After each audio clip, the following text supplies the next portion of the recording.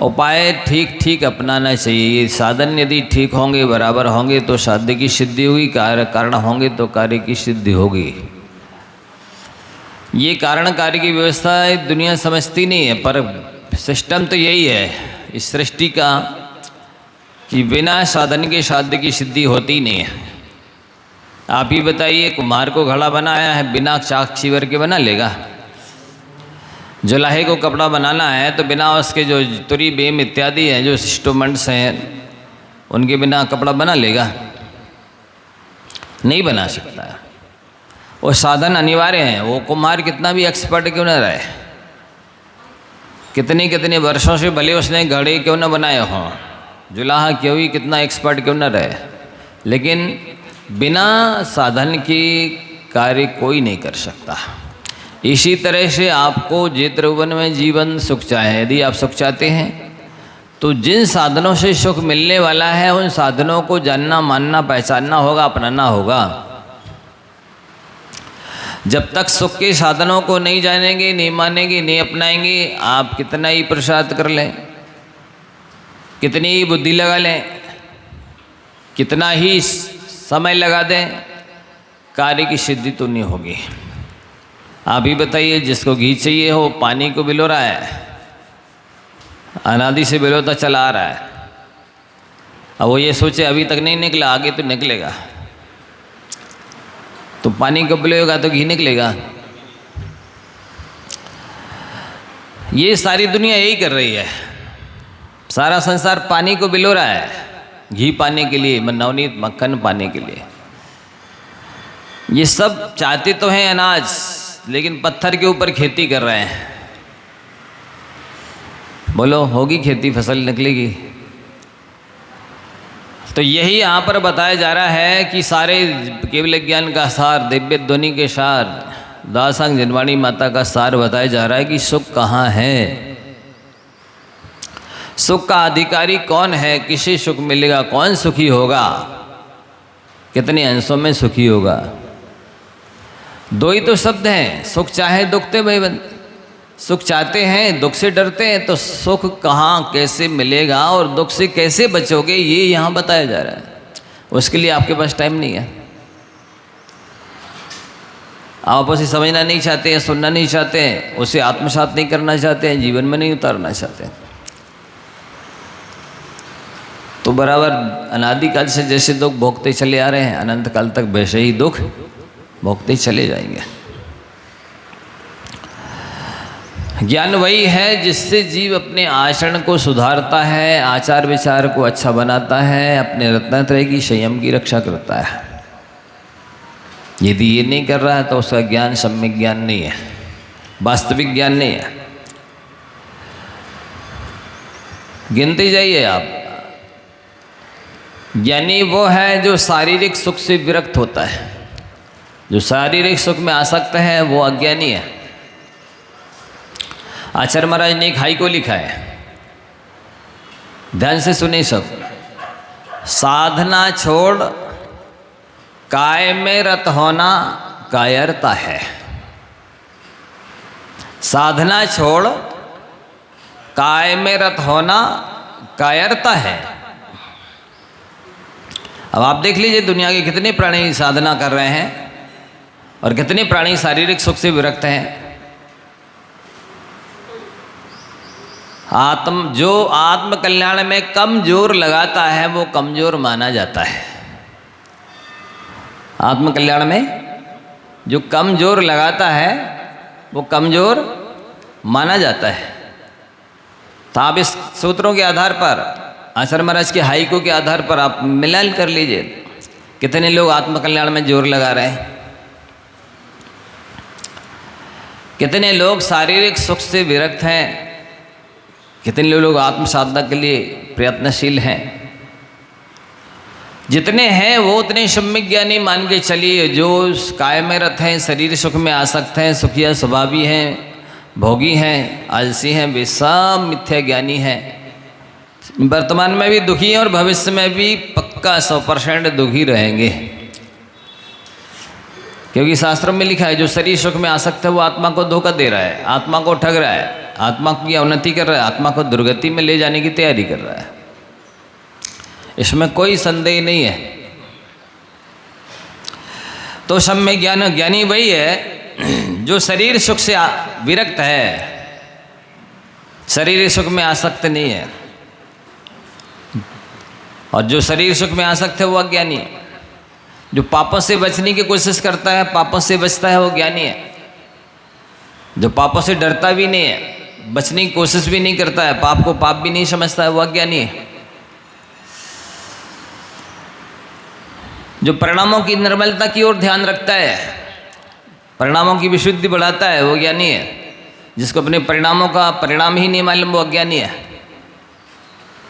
कि मेरे भाव कैसे चल रहे हैं, अभी मैं क्या सोच रहा हूँ, इनका फल क्या होगा, कौन भोगेगा, इसका इतना भी नहीं मालूम, वो कैसा ज्ञानी है। मान ले उसको LLB डॉक्टरेट कर ली, उन्होंने PhD कर ली है, मान ले भाई। कार्य को देख करके ही कारण का ज्ञान किया जाता है ना। आचार विचार को देख करके ही सामने वाले के ज्ञान का अनुमान किया जाएगा ना।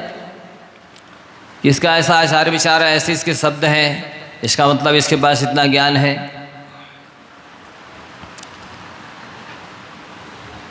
तो ये नियम है कि जैसे जैसे आपके सम्यक ज्ञान की वृद्धि होगी, वैसे वैसे आप संसार की आसक्ति से दूर होते चले जाएंगे, संसार से, शरीर से, भोगों से विरक्त होते चले जाएंगे। और यदि संसार शरीर भोगों से विरक्ति नहीं हो रही है, इसका मतलब है आपका ज्ञान मिथ्या ज्ञान है, और वो जितना था उससे और घट गया है, बड़ा तो नहीं है। जो जिसका राइट नॉलेज होता है, सम्यक ज्ञान होता है, आत्मज्ञान होता है, वेद विज्ञान होता है, उसका ये नियम है कि वो जैसे बने वैसे अपने मन की निर्मलता को बढ़ाता है, मन की शुद्धि को बढ़ाता है, उसी के लिए प्रयत्न करता है। क्योंकि निर्मल मन वरदान है, काला मन अभिशाप।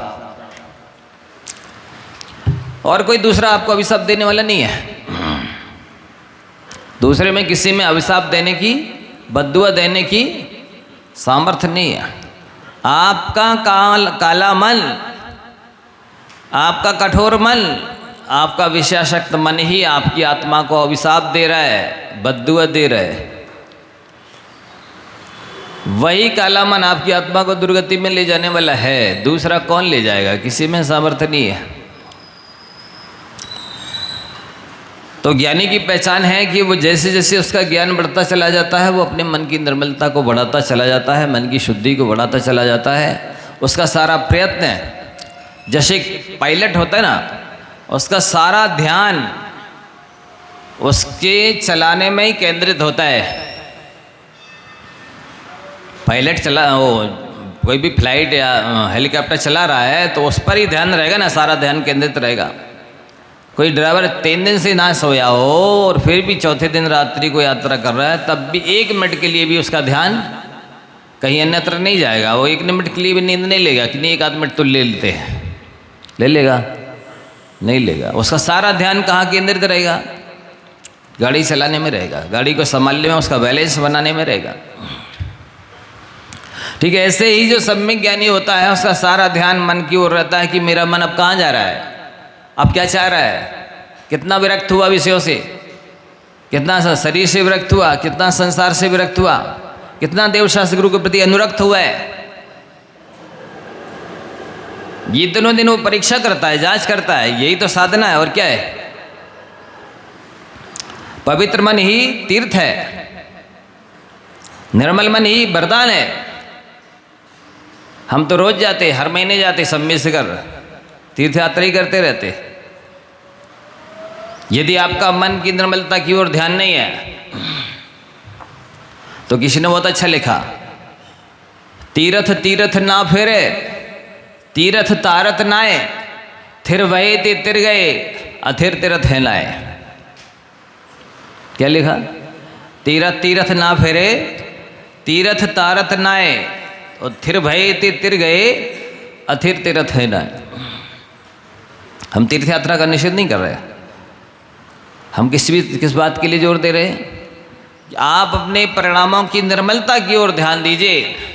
कि इतनी यात्रा हो गई है आपकी, इतने व्रत हो गए हैं, इतने दिन पूजा करते हो गए हैं, इतने दिन स्वाध्याय करते हो गए हैं, इतने दिन माला फिरते हो गए, तो आप मन की ओर भी तो ध्यान दो कि कितना विरक्त हुआ विषयों से, धर्म में कितना अनुरक्त हुआ है, कितने अपने परिणाम कोमल हुए हैं कठोर से, कितने परिणाम आपके सफ़ेद हुए हैं काले से। ये आदि हिसाब किताब नहीं लगाएंगे आप, लेखा जोखा नहीं करेंगे, तो उस व्यापारी की तरह दशा होगी आपकी जो व्यापार तो कर रहा है, बिल्कुल थोक विक्रेता है, लेकिन हिसाब किताब कुछ भी नहीं है। बताइए, बहुत बड़ा व्यापारी है, हिसाब किताब बिल्कुल भी नहीं है लेखा जोखा, अच्छा है व्यापारी।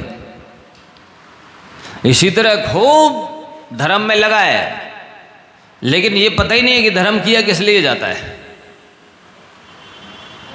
धर्म करने का औचित्य क्या है, उद्देश्य क्या है, किस लिए धर्म किया जाता है, किस लिए मंदिर जाया जाता है, किस लिए देशना सुनी जाती है। कुछ लोग तो नियोग समझते हैं, सुबह सुबह थोड़ी देर सुन लेना चाहिए, सत्संगति कर लेनी चाहिए, धर्मोपदेश सुनना चाहिए, शौद सुबह और शाम, बस हो गया, बहुत है, इतने ही धर्म समझते हैं। तो यहाँ कहा जा रहा है यदि आपके परिणामों की निर्मलता बढ़ती चली जा रही है तो आपका ज्ञान सम्यक ज्ञान है और आपकी साधना ठीक है, आपका फॉर्मूला ठीक है, क्योंकि ये नियम है, जैसे जैसे स्वाध्याय करोगे आपका ज्ञान रूपी सूर्य उसकी किरणें प्रकाशमान होती चली जाएंगी। ज्ञान की आग में तपकर व्यक्ति सूरज बने या न बने, दीपक तो बन ही जाता है। ज्ञान की आग में तप रहे हैं आप, सूरज भी नहीं बन पाए और दीपक भी नहीं बन पाए,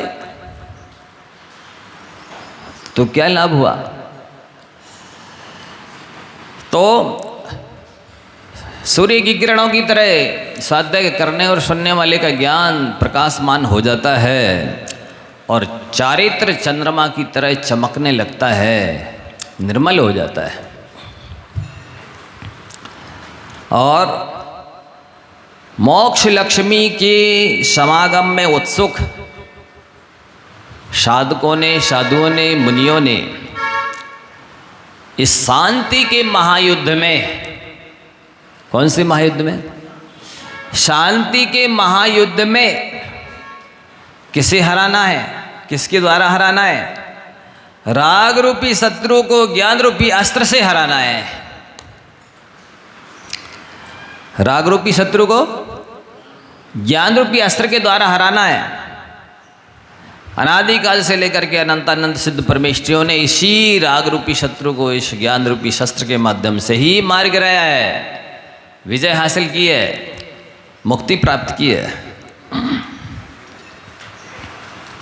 और यदि आप कुछ पढ़े लिखे हैं, समझदार हैं, एजुकेटेड हैं, क्वालिफिकेशन किया हुआ है, अपने आप को चिंतक मानते हैं, वैज्ञानिक मानते हैं, मनीषी मानते हैं, वक्ता प्रवक्ता अधिवक्ता मानते हैं अपने आप को, तो इसका फल आचार्यों ने संसार से भय बताया है। यदि आपको संसार से भय है तो आपको ये उपाधियाँ सुशोभित होती हैं, शोभा देती हैं। और यदि आप संसार से भयभीत नहीं हैं तो इन सब उपाधियों का कोई औचित्य नहीं है। ये उपाधि तो गधे पर लदे चंदन के समान है, जिससे गधे को कुछ लेना देना नहीं है, कोई लाभ भी उसको नहीं है। इसलिए संसार से भय होना चाहिए। जो शास्त्र ज्ञान प्राप्त करके यदि कोई ख्याति पूजन लाभ की चाह करता है, शास्त्रवाध्याय कर लिया तो प्रवचनकार बन गया, संचालक बन गया, सभा सोसाइटियों की संचालन करने लगा, अच्छा बोलने लगा, लोगों को आकर्षित करने लगा, धर्म की प्रभावना भी करने लगा, लेकिन खुद धर्म से प्रभावित नहीं हुआ। कैसे जाने कि आप धर्म से प्रभावित हुए हैं? तो उन्होंने कहा है, आत्मा प्रभावनीयो रत्नात्रय तेजसा सततमेव दान तपो जिन पूजा विद्याति सैष जिन धर्मा। आत्मा को रत्नात्रय के द्वारा प्रभावित करना चाहिए, आत्मा में रत्नात्रय धारण करना चाहिए, तो जानेंगे कि आप धर्म से प्रभावित हुए हैं। आपने रत्नात्रय तो धारण किए ही नहीं, अणुव्रत भी ग्रहण नहीं किए, वैराग हुआ ही नहीं, प्रभाव न करने चले। अधीति बोधा चरण प्रचारणई, क्या है नियम क्रम, क्या है?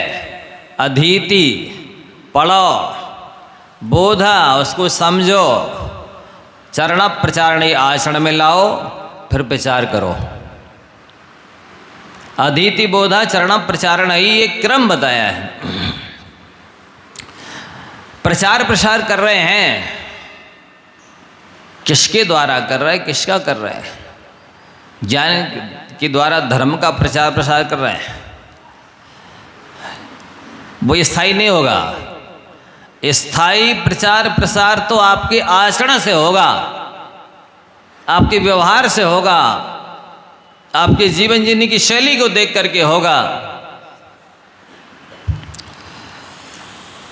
तो ज्ञान के द्वारा आत्म कल्याण करना चाहिए, ना कि ख्याति पूज्य लाभ अर्जन करना चाहिए।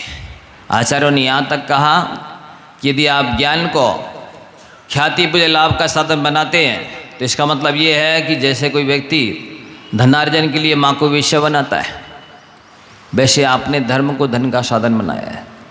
ये ठीक नहीं है।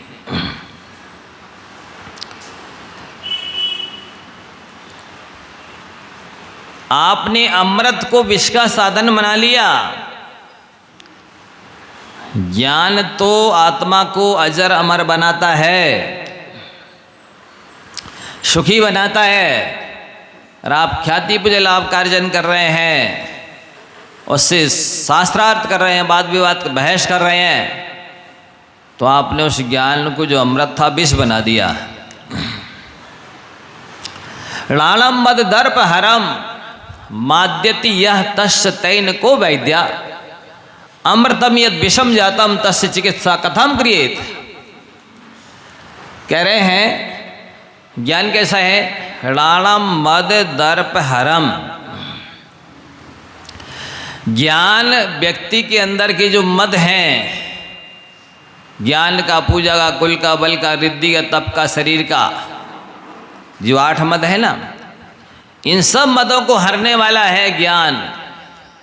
और दर्प मद को, कामादिक को भी और दर्प को भी, 8 मदों को भी नष्ट करने वाला है ज्ञान। माद्यति यहाँ, जो उस ज्ञान को पाकर के ही अहंकार करता है। अरे शास्त्रीय ज्ञान तो छोड़ो, किसी को यदि मेहंदी रचना आती है और कोई पूछे कि हमें बता दो कैसी रचानी पड़ती है, हमें सिखा दो, नहीं सिखाएंगे। लो, उसी का अहंकार हो गया। कहेगा मेहंदी रचाने का एक दृष्टांत है ये। ऐसी कई कोई कलाएं हैं, विद्याएं हैं, यदि जरा सी आती है उसका ही अहंकार इतना है कि समा नहीं रहा शरीर में, इतना चौड़ा हो गया कि सड़क सकरी पड़ गई। तो महाराणा मद दर्प हरम माद्यतिया, जो उस ज्ञान को पाकर के मद करता है, अहंकार करता है, ज्ञान का दुरुपयोग करता है, तस् तैन को वैद्या। अब इसके लिए उसकी चिकित्सा करने वाला दूसरा और वैद्य कौन हो सकता है? दूसरी औषधि कौन सी हो सकती है? ज्ञान में जन्म जरा मरण को नाश करने की सामर्थ्य थी, उसी ज्ञान का आपने मद कर लिया। अब आपके लिए और औषधि कौन सी मिलेगी जिससे आप अपने जन्म जरा मरण का नाश करेंगे? अमृतम यद विषम जातम, जब अमृत ही विश्वरूप परिणमन कर गया, तस् चिकित्सा कथम क्रियेत, फिर उस संसारी प्राणी का इलाज नहीं हो सकता है। वो स्वस्थ नहीं हो सकता है, सुखी नहीं हो सकता है, कल्याण नहीं कर सकता है। इसलिए आचार्य भगवंत कह रहे हैं कि आप ज्ञान को अर्जन करने के बाद यदि आत्मकल्याण की ओर दृष्टि नहीं गई तो आप उस व्यापारी की तरह हुए जिसने धनार्जन तो किया लेकिन उस धन का इन्वेस्टमेंट नहीं किया, चारों दानों में नहीं लगाया। बताइए क्या लाभ हुआ धनार्जन करने का? जैसे धनार्जन हुआ वैसे ही आपने ज्ञान का अर्जन किया, पर आत्महित में आत्मकल्याण नहीं किया। तो तो उस ज्ञान अर्जन का कोई लाभ आपको नहीं मिला। कई लोग नॉलेज बढ़ाने के लिए, अनुभव बढ़ाने के लिए यहाँ वहाँ की पत्रिकाएं पढ़ेंगे, यहाँ वहाँ के फिल्में देखेंगे, न्यूज़पेपर पढ़ेंगे, डिस्कवरी चैनल देखेंगे, लेकिन आचार्य कह रहे हैं आपको इधर उधर भटकने की जरूरत ही नहीं है। 3 लोक में जहाँ कहीं भी रत्न दिखाई दे रहे हैं उन सबकी उत्पत्ति स्थान तो रत्नाकर है, समुद्र है। उसी तरह से जहाँ कहीं भी आपको यदि ज्ञान की बातें मिल रही हैं, शिक्षा की बातें मिल रही हैं, तो उनकी उत्पत्ति स्थान तो ये दिव्य तो नहीं है, केवल ज्ञान है, द्वादशांग जन्मणि है। यहाँ से ही ले गए लोग यहाँ वहाँ अन्यत्र। इसलिए आपको इधर उधर ज्ञान अर्जन के लिए, अनुभव लेने के लिए जाने की आवश्यकता नहीं है। आप जैनाचार्य प्रणीत ग्रंथों को पढ़िए, सुनिए, ज्ञान अनुभव सब कुछ इससे मिलने वाला है। और हर तरह, जैसे कल बोला था ना, यदि आपका चहुमुखी ज्ञान होगा तो बहुमुखी प्रतिभा होगी। इसके लिए क्या करना होगा? इसके लिए कहते हैं जिसने व्याकरण नहीं पढ़ा है वो नेत्र होते हुए भी अंधा है, क्योंकि वाणी व्याकरणेन शुद्ध्यति। वाणी की शुद्धि तो व्याकरण से होती है। व्याकरण नहीं आती है तो शब्दों की शुद्धि नहीं कर पाएंगे आप। फिर क्या होगा? ऐसा होगा, किन्हीं ज्ञानी जन ने लिखा है, यद्यपि बहुनाधीशे तदापि पठ पुत्र व्याकरणम, यद्यपि बहुनाधीशे तदापि पुत्र पठ व्याकरणम, स्वजना स्वजनो मा भूत सकलम सकलम सकृत सकृत। देखो आपको बताता हूँ, यदि आपको संस्कृत व्याकरण नहीं आती है तो ये से एक शक्कर वाला सा है, एक सरौते वाला सा है, एक षटकोण वाला सा है। तो कहीं लिखा था स्वजन, उस स्वजन में शब्द क्या था? सरौते वाला सा था। स्वजन लिखा था, उस स्वजन में क्या लिखा था? सरौते वाला सा। सो उसने नकल करी, सो स्वजन के स्थान पर लिख दिया उसने शक्कर वाला सा। हमारे स्वजन आ रहे हैं, मतलब आत्मीय जन आ रहे हैं, रिश्तेदार आ रहे हैं, ये सरौते वाले सा का अर्थ था। उस सरौते वाले सा के स्थान पर उसने शक्कर वाला सा लिख दिया, सो उसका अर्थ हो गया हमारे कुत्ते लोग आ रहे हैं। क्या अर्थ हो गया? हमारे जो कुत्ते हैं स्वजन वे आ रहे हैं। आप समझ रहे हैं कितना अर्थ बदल जाता? जरा सा सरौते वाले सा के स्थान पर शक्कर वाला सा लिख दिया तो कितना अर्थ बदल गया। यानी कि स्वजन कुत्ते हैं और वे आ रहे हैं। इसी तरह स्वजना स्वजनो माबूत, आत्मा अपना आत्मीय जन कुत्ता ना बन जाए, इसके लिए व्याकरण की जरूरत है। सकलम सकलम, जैसे कहीं पर लिखा है सकल शब्द, अब उसमें भी सरौते वाला सा लिखा था जिसका अर्थ होता था पूरा, और उसने लिख दिया शक्कर वाला सा। है तो सकल ही, तो उस सकल का शक्कर वाले सा का अर्थ हो गया टुकड़ा अथवा फेस। सकल माने सूरत। शकल तो जो अर्थ निकलना था पूरा, अब अर्थ निकल रहा है टुकड़ा, एक देश, हिस्सा। पूरे में और हिस्से में अंतर नहीं है, अणुवृत्ति महावृत्ति जैसा है। तो ऐसा ना हो जाए कि पूरा मिलने वाला था आपको कोई भी अधिकार, सो उसमें लिखा सकलम दे आते, इनको सब दे दो पूरा, सो आपने लिख दिया उसके स्थान पर सरौते वाले सा के स्थान पर शक्कर वाला सा लिख दिया, सो अर्थ निकला है कि इनको थोड़ा सा हिस्सा दे दो। अर्थ बदल गया ना। शकलम सकलम सकृत सकृत। इसी तरह सकृत भुक्ति लिखा था, आज इनकी सकृत भुक्ति है। सकृत भुक्ति माने एक बार भोजन करेंगे ये। उस सकृत में भी सरौते वाला सा था, सो उसने लिख दिया आज हमारी सकृत भुक्ति है, शक्कर वाला सा लिख दिया, मतलब हम आज भिष्टा का भोजन करेंगे। क्या अर्थ बदल गया? सकृत माने भिष्टा होता, विष्टा मलमूत्र समझते हैं। सोचने लिख दिया कि आज हमारी सकृत भुगती है, मतलब आज हम मल खाएंगे। बोले अर्थ का अर्थ अनर्थ हो गया ना। इसलिए जिसने व्याकरण नहीं पढ़ी है वो आंखों वाला होते हुए भी अंधे के समान है। दूसरा लिखा है कि जिसने न्याय शास्त्र नहीं पढ़ा, तर्क शास्त्र बोलते हैं न्याय शास्त्र को, न्यायिक नहीं है जो, जैन न्याय जिसने नहीं पढ़ा तो वो न्यायवान हो ही नहीं सकता, वो गूंगे के समान है। क्योंकि ज्ञान शास्त्रों में लिखा है, न्याय के शास्त्रों में स्वावरण क्षयोपसन लक्षण योग्यतया ही प्रतिनियम अनितम अर्थम व्यवस्थापयति। न्याय के ग्रंथों का एक सूत्र है ये, स्वावरण क्षयोपसम लक्षण योग्यता ही प्रतिनियतम अर्थम व्यवस्थापयति। क्या अर्थ ये हुआ,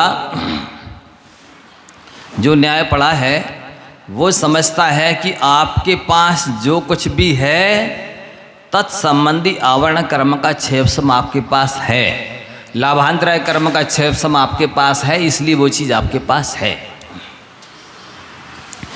मतलब ये है कि आपके शरीर में एक एक रोम भी आप कर्म के उदय से आया है, एक एक रोम।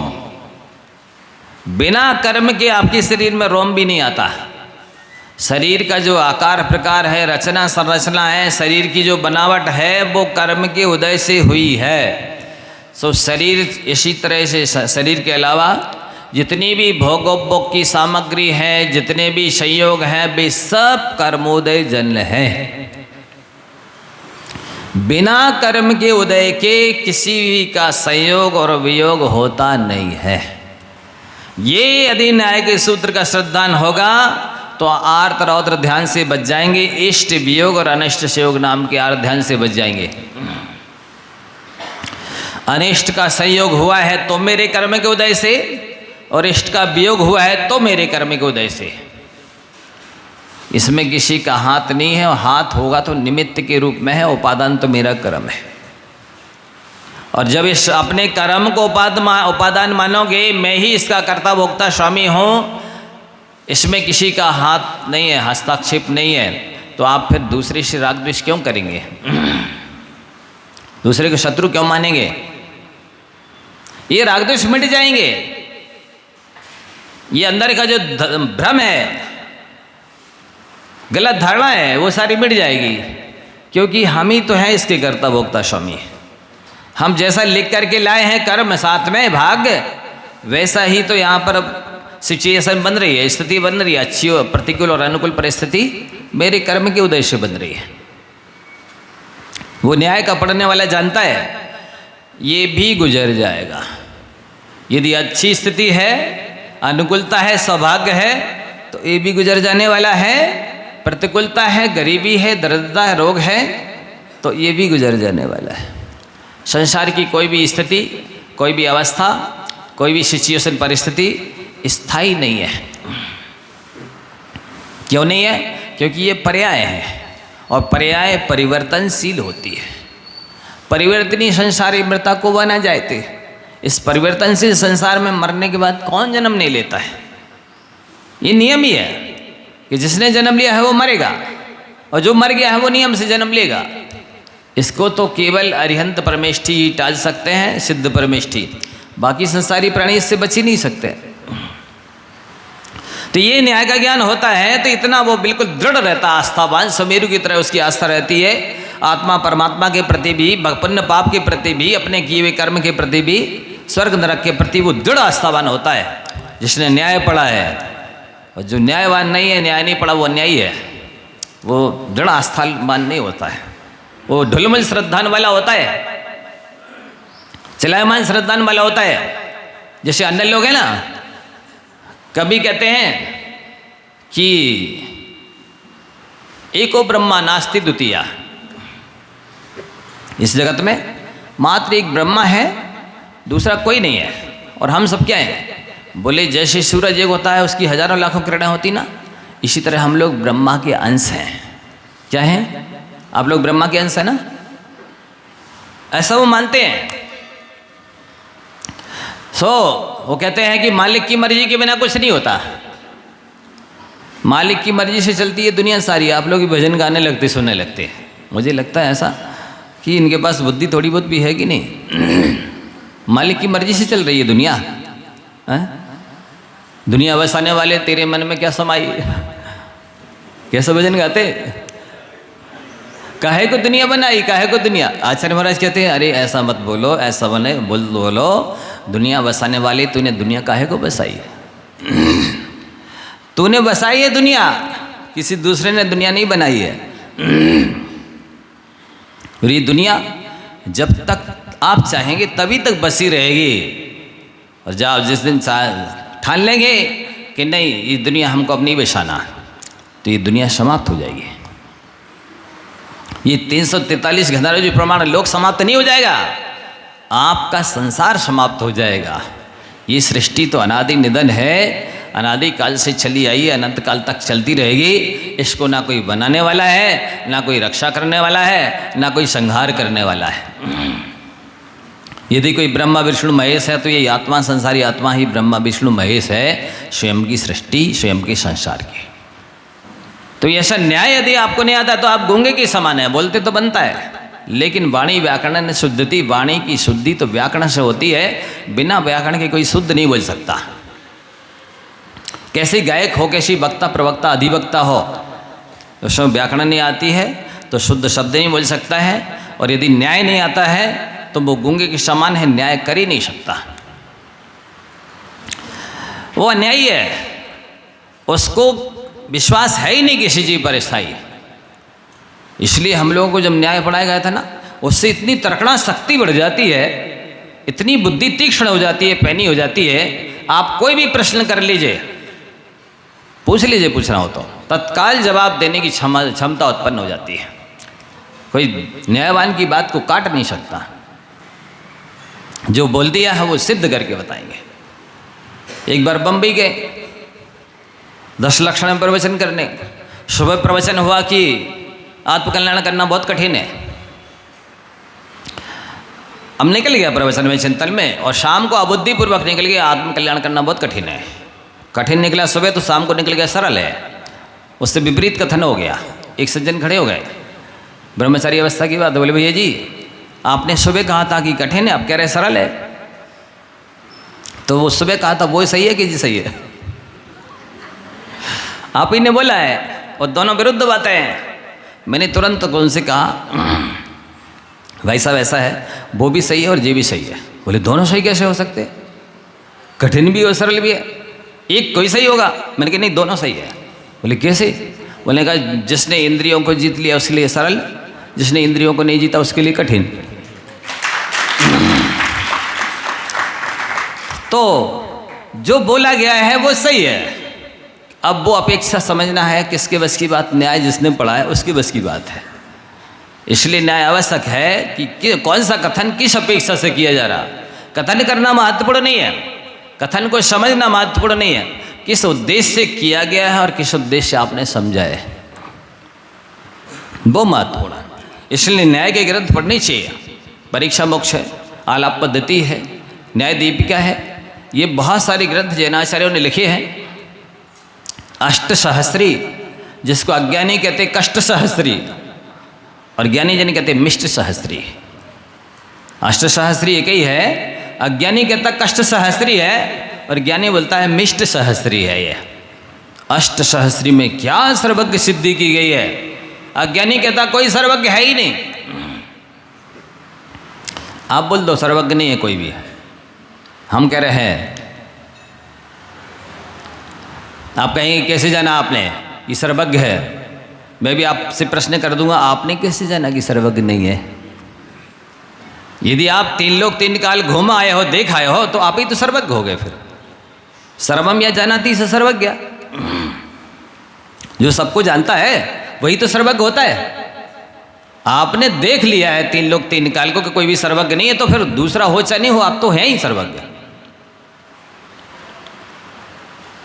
तो इस तरह से आप प्रश्न करिए कोई भी कहीं से भी, उसका उत्तर मेरे पास है। क्योंकि मैंने न्याय पढ़ा है।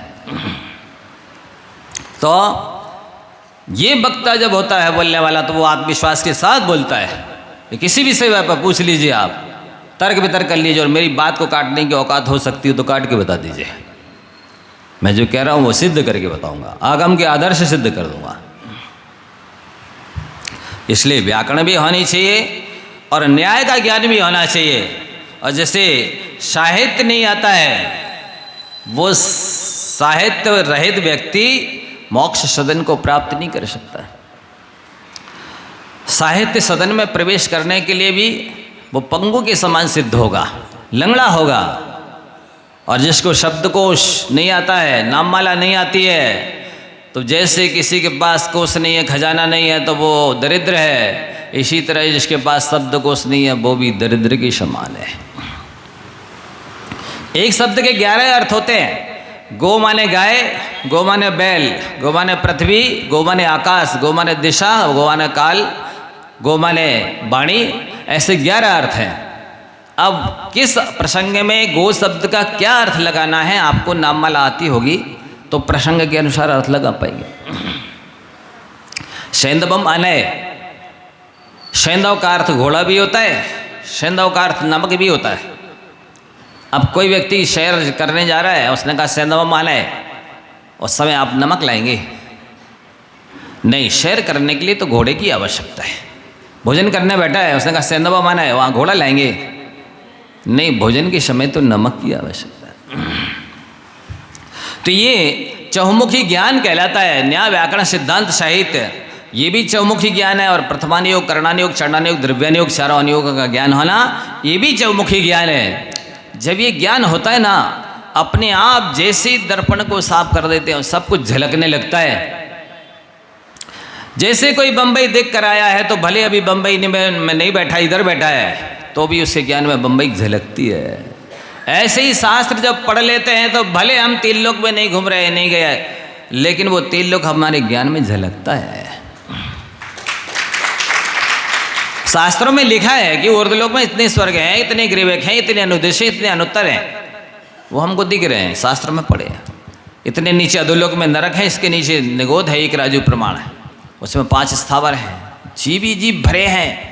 संसार में जीवों की कमी नहीं है और दुखों की भी कमी नहीं है। और सारे प्राणी सुख चाहते हैं और दुख से डरते हैं।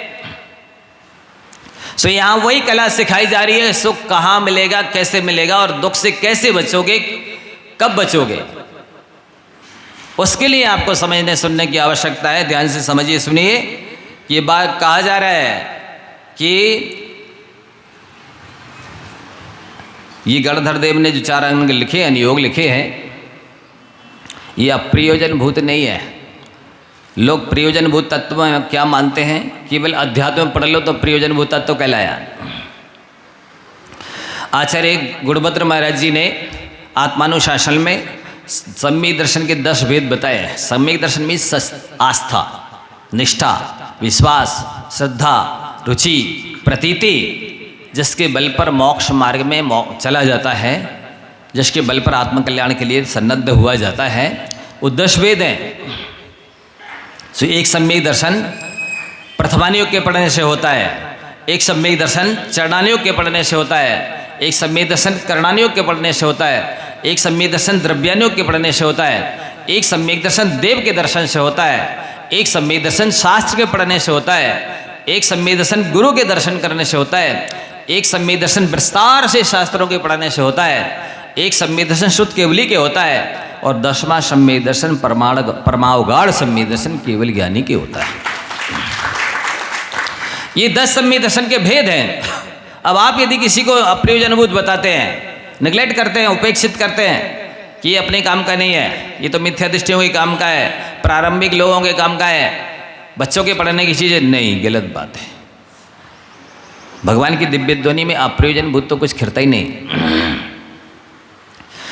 गणधर देव द्वादशांग में अप्रयोजनभूत गुंफित करते नहीं।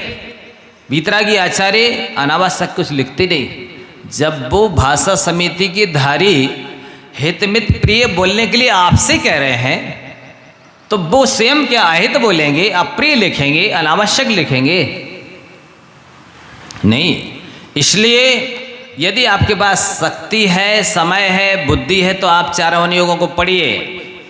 और शक्ति नहीं है, समय नहीं है, बुद्धि नहीं है, तो बुद्धि को इतना प्रांजल बनाइए, इतना श्रद्धा से भर लीजिए कि जोड़ा विजाणदी तच्चम सो जिणवैड़ी कुड़े सद्धड़म जम जिण वरे ही भणयम तम सब महम समीक्षा में। इतने शिशुवत सरल बन जाइए, विनम्र बन जाइए और समर्पित हो जाइए देवशास्त्र गुरु के लिए कि वो तत्व को नहीं जानता है, इसके बाद भी जिनेंद्र भगवान की वचनों में श्रद्धान करता है कि जो जो जैसा जितना जिनेंद्र भगवान ने कहा है मैं उस सब की यथावत श्रद्धा करता हूँ। इतना करने वाला भी सम्यक दृष्टि होता है। सो हम कुछ जानते नहीं हैं, पर कोई कुछ कहता है तो मानते भी नहीं। ये वर्तमान की पंचम काल के जीवों की दशा है, इसलिए वे वक्र हैं, कुटिल हैं, कठोर परिणामी हैं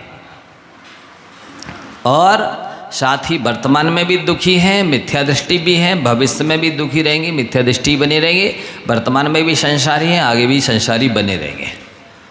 और यदि चाहते हो कि नहीं मुझे कल्याण करना है तो आप बिल्कुल एक्स्ट्रा बुद्धि नहीं लगाओ, अनावश्यक बुद्धि नहीं लगाओ, दृढ़ अक्कल नहीं लगाओ, अपनी तरफ से कुछ भी घटाओ बढ़ाओ नहीं। जैसा शास्त्र में लिखा है उसको यथावत जानो, मानो, श्रद्धान करो, तो आपका कल्याण होगा।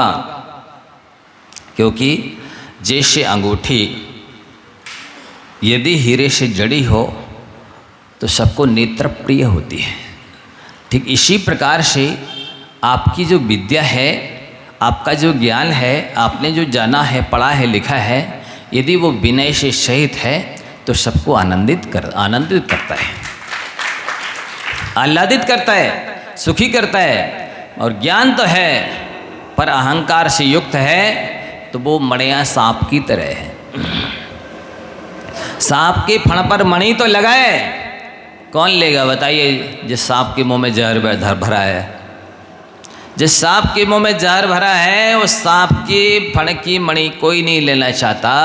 इसी प्रकार से जिस ज्ञानी के अंदर अहंकार है उससे कोई भी शिक्षा नहीं लेना चाहता। तो आप अपने जीवन में कितने सफल हुए हैं, कितने सक्सेस हुए हैं, कितने आगे बढ़े हैं, कितने ऊपर उठे हैं, इसका थर्मामीटर और पैमाना आपकी विनय है। आपके जीवन में विनय कितनी आई है उतने आप सक्सेस हैं, सफल हैं। बाकी जितनी विनय की कमी है उतने आप असफल हैं, कहना चाहिए फेल हैं। फिर दूसरा ये है ज्ञानी और अज्ञानी की पहचान में कि ज्ञानी जो होगा उसको स्थायी हित के लिए, स्थायी सुख के लिए वैराग्य ही प्रिय होगा। अज्ञानी को वैराग्य भी अच्छा नहीं लगता और वैरागी भी अच्छे नहीं लगते। ये पहचान है। यदि आप अपने आप को धर्मात्मा मानते हैं पर किसी वैरागी के पास नहीं जाते हैं तो आप अपने आप को धर्मात्मा नहीं मानना। क्यों? आप वैरागी तो हैं ही नहीं। वैरागी होते तो वैरागी के पास अवश्य जाते। यदि आपके अंदर त्याग वैराग्य का महत्व होता तो आप त्यागी वैरागी के पास अवश्य जाते। नहीं महाराज जी हम तो रोज दर्शन करते हैं। अच्छा, दूरदर्शन का ज़माना है इसलिए दूर से दर्शन करते हैं। नहीं, दूर तो अग्नि से, सांप से, अस्त्र शस्त्र से, सींग वाले से, नाखून वाले से, दांत वाले से दूर रहना चाहिए। पिच्छी वाले से दूर रहने को किसने कहा?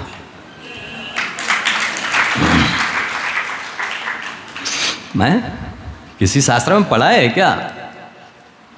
शास्त्रों में हमने तो यही पढ़ा है कि ऐसे लोगों से दूर रहना जो संस्कारहीन है, ज्ञानहीन है, जिनके नाखून बड़े हैं, दांत बड़े हैं, सींग बड़े हैं,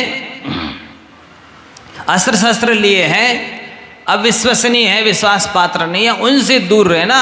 ये देवशास्त्र तो विश्वसनीय है, विश्वास पात्र है, श्रद्धेय है, पूजनीय है, इष्ट आराध्य है, आपके शुभचिंतक हैं, आपके गुरु हैं, आपके गार्जियन हैं। इनसे दूर रहने को किसने कहा?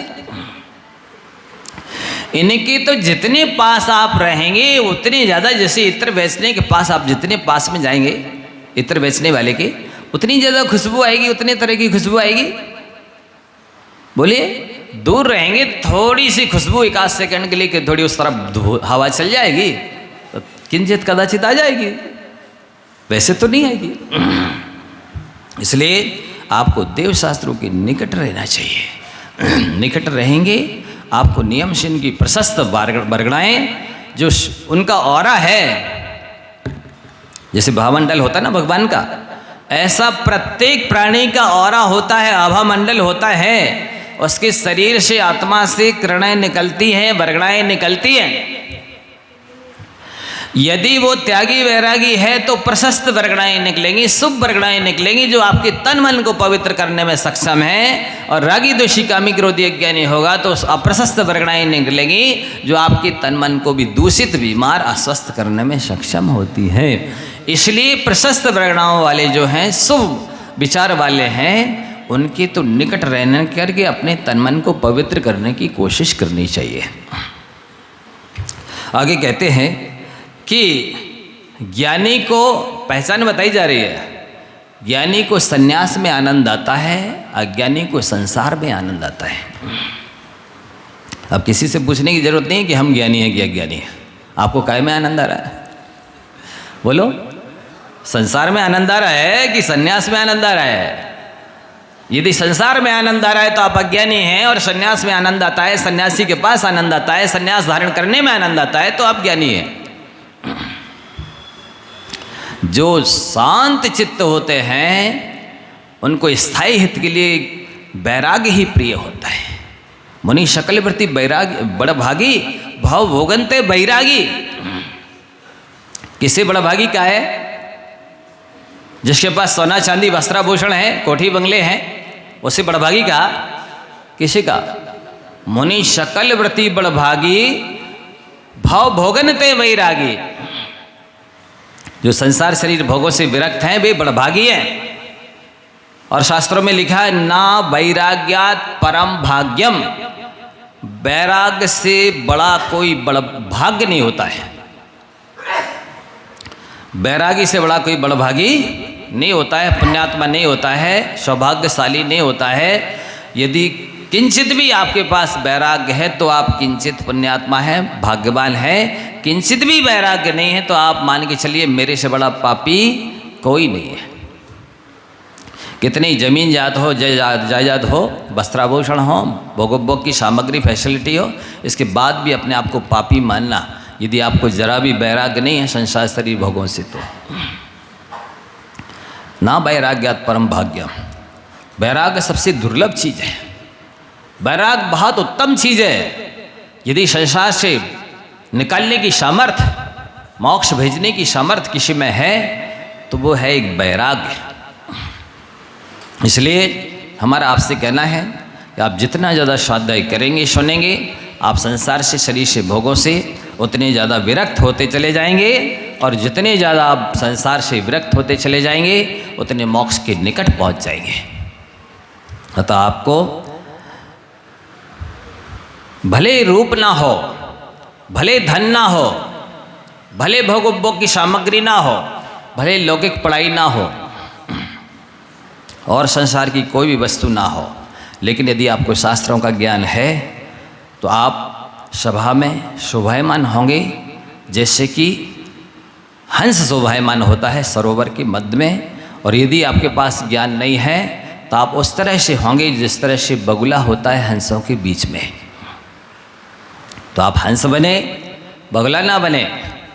आप अपने जीवन को ज्ञान के द्वारा सजाएं, ज्ञान के द्वारा सुशोभित करें, ज्ञान से ही अपनी आत्मा को संपन्न बनाएं, धनी बनाएं। ये स्थायी शाश्वत स्वाधीन निधि है, संपत्ति है। और जैसे जैसे स्वाध्याय होगा आप ब्रह्मचर्य के महत्व को समझेंगे, परोपकार के महत्व को समझेंगे। देखना ज्ञानी अज्ञानी का अंतर बताया जा रहा है। ज्ञानी की दृष्टि में ब्रह्मचर्य की कोई वैल्यू नहीं है, अज्ञानी की दृष्टि में ब्रह्मचर्य सर्वोपरि है। त्रैलोक पूज्य ब्रह्मचर्य का है। ब्रह्मचर्य तीनों लोकों में पूज्य होता है, तो ज्ञानी की दृष्टि में ब्रह्मचर्य का महत्व होता है, अज्ञानी की दृष्टि में कोई वैल्यू नहीं है। वो मखौल उड़ाता है। अमेरिका जैसे देश जो इस ब्रह्मचर्य के मखौल उड़ाते थे, वहाँ पर हर महीने 1440 तलाक होते हैं। ऐसी दशा है, एड्स जैसे रोग से पीड़ित है, दुखी हैं, कि अब उनको समझ में आने लगा धीरे धीरे कि ब्रह्मचर्य बहुत बड़ी चीज़ है। और परोपकार अज्ञानी की दृष्टि में परोपकार का मतलब नहीं है, वो बहुत स्वार्थी होता है। अभी पूज्य महाराज श्री सुबह बता रहे थे प्रवचन में, आप लोग आया करें, बहुत बड़ी बड़ी ऊंची ऊंची बातें बताते हैं, गंभीर बातें, अद्भुत बातें बताते हैं, दशा और दिशा बदल जाएगी। कितनी चिंतन देते अद्भुत। उन्होंने कहा स्वार्थी कैसा होता है अज्ञानी, जैसे आप मार्केट जा रहे हैं, किसी ने पूछा कहाँ जा रहे, कहीं नहीं, मार्केट से लौटे थैला भर के, क्या लाए, कुछ नहीं। ये क्या है, जा रहे हैं फिर भी कह रहे कहीं नहीं, थैला भर के लाए हैं फिर भी कह रहे कुछ नहीं। ये स्वार्थी व्यक्ति की दशा है, अज्ञानी व्यक्ति की दशा है। उसने ऐसा क्यों कहा? इसलिए यदि हम बोल देंगे कि बाजार जा रहे हैं सब्जी खरीदने, तो ये भी कह देगा कि 1 किलो टमाटर मेरे भी लेते आना। वो लाना नहीं चाहता है, वो स्वार्थी है, उसकी दृष्टि में परोपकार का कोई महत्व नहीं है, इसलिए उसने झूठ बोला, मायाचारी की।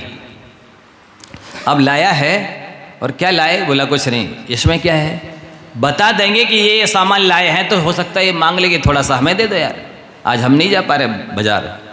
तो वो देना नहीं चाहता है, परोपकार की, दान की वृत्ति उसके अंदर नहीं है, इसलिए ये मायाचारी कर रहा है, झूठ बोल रहा है। ये अज्ञानी की दशा है। ज्ञानी होता है वो परोपकारी होता है, परमार्थी होता है। वो सोचता है ये सौभाग्य मिला, इसका कुछ मैं काम में आया, मेरा तन मन धन इसके काम आ गया, इससे अच्छा और क्या। बहुत धन बुराहु भला कहिए लीन परोपकार में। तन मन धन ये तीनों बेकार हैं, लेकिन यदि परोपकार में लगाए जाते हैं तो इससे बढ़िया और कुछ भी नहीं है। तो ज्ञानी जैसे जैसे होता जाता है वो परोपकार को बहुत बड़ी चीज़ समझता है। इसलिए आप लोग अपने जीवन में साधुओं की संगति करें, ज्ञानियों की संगति करें, स्वाध्याय करें। इससे आपके जीवन में ब्रह्मचर्य का महत्व आएगा, परोपकार का महत्व आएगा। अहंकार से आप हीन होते चले जाएंगे, आपका अहंकार कम होता चला जाएगा दिनों दिन, और क्षमा भाव आएगा, धैर्य आएगा, साथ ही लोभ कम होगा, कंजूसी भागेगी। ये सारी चीज़ें परभाव में व्यक्ति को दरिद्री बनाती हैं, परभाव में अनाथ बनाती हैं। तो ये सब मिलने वाला है। और यहाँ पर 2-3 दिन पहले एक सज्जन आए हुए थे समाधि के लिए। वो जीवन में उन्होंने धर्म तो बहुत किया था, शांत परिणामी थे, समाधि का भाव था, लेकिन वो थोड़े से गाफिल जैसे हो गए थे, कौमा जैसे में चले गए थे। फिर भी हम सब साधुओं ने उनको कई बार आशीर्वाद दिया, पीछे से नमोकार मंत्र भी सुनाया, और बहुत शांत परिणाम उनकी रहे। वैसे लगातार परिवार के लोग परिजन नमोकार सुनाते रहे, हम लोग भी यथासंभव जो हो सका उन्हें धर्मोपदेश दिया। बहुत शांत भावों से उनका अंत हुआ। आज भी उसकी श्रद्धांजलि सभा करना चाहते, 2 मिनट 5 मिनट लगेंगे, ज़्यादा देर नहीं लगेगी। आप लोग भी भावना भाएं कि सबका श्रेष्ठतम समाधि में न हो, हमारा भी श्रेष्ठतम समाधि में न हो। जीवन का लक्ष्य यही है, धन ध्यान करने का लक्ष्य यही है कि सबका समाधि में न हो। अंत समय में कोई भी बेहोश ना हो, गाफिल ना हो, कंठ अवरुद्ध ना हो, सजग रहे, सचेत रहे, सावधान रहे, और सब कुछ त्याग करके, सबको क्षमा करके, सबसे क्षमा मांग करके, चारों प्रकार के जीवन भर के लिए त्याग करके, और नमोकार मंत्र पढ़ते सुनते हुए जाए, ऐसी अपन सभी भावना भाएंगे। आप लोग थोड़ा सा इस विषय में बता देंगे। बोलिए मुनिवर श्री 108 निर्लोप सागर जी महाराज की। हम सभी निर्वाण कांड पढ़ते हैं, और निर्वाण कांड में एक क्षेत्र का नाम आता है, फलहौड़ी बड़गाम अनूप, पश्चिम दिशा द्रोणगिरि रूप। उस बड़गांव स्थान से, जहाँ से बहुत सारे मुनिराज जिनकी कोई संख्या नहीं है, वो मोक्ष को पधारे हैं। बड़ा गांव और बड़ा गांव दोनों एक ही है। तो उस स्थान पर जन्मे सिंघई श्री रतन